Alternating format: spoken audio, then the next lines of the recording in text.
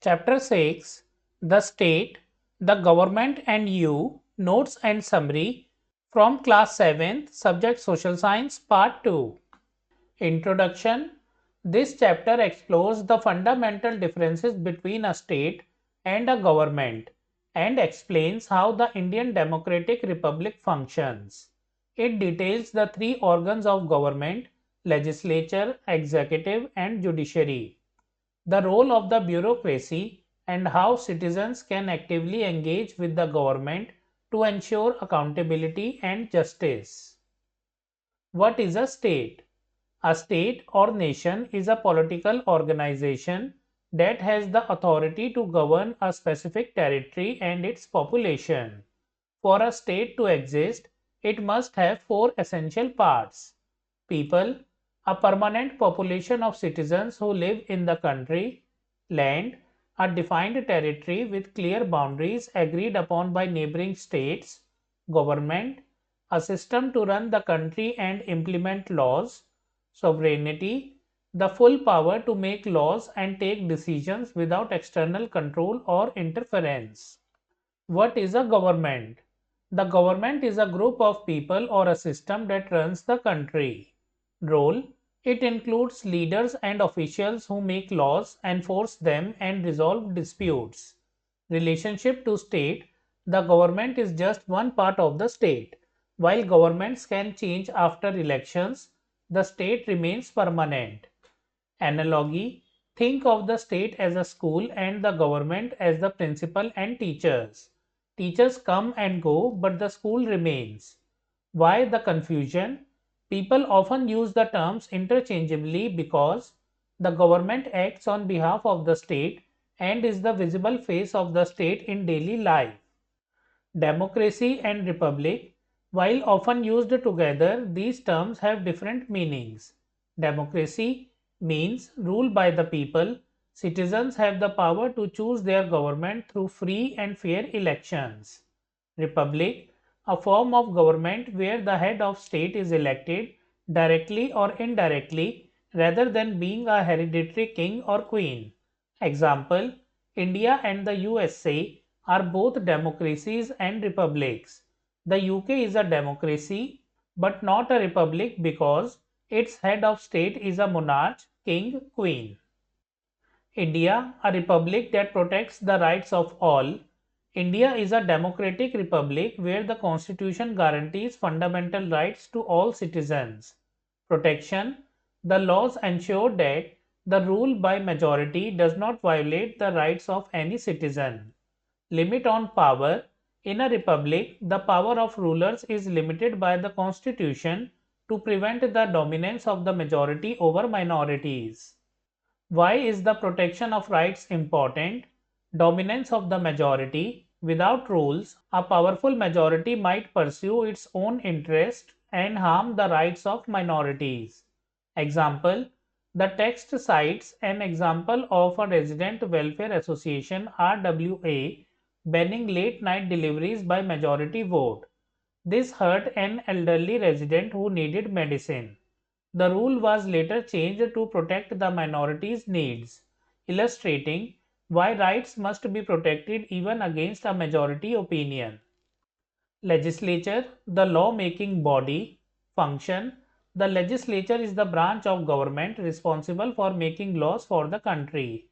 Representation: in a democracy, it represents the people and ensures governance is based on well-defined laws rather than arbitrary wishes. Levels: there is a central legislature, parliament, and state legislature for each state. Executive, the law implementing and policy making body. The executive branch is responsible for implementing, executing the laws made by the legislature and taking policy decisions. It consists of two parts. First, the executive, political and permanent. India's parliamentary system divides the executive into two groups: political executive, who they are: elected leaders like the Prime Minister, Chief Ministers, and other ministers. Role: they make big decisions, introduce new laws, and set goals for the country. Term: They are elected for a fixed time, usually 5 years, and answer to the people. Second, permanent executive bureaucracy, who they are. Civil servants or bureaucrats, example IAS, IPS, IFS officers, selected through examinations like UPSC. Role: they work in the background to assist the political executive, offer expert advice, and implement policies regardless of which party is in power.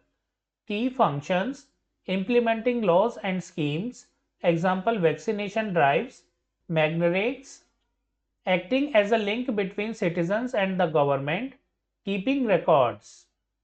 Chonira Belliappa Muthamma, who she was, the first woman to clear the Indian Civil Services exam 1948 and join the Indian Foreign Service 1949.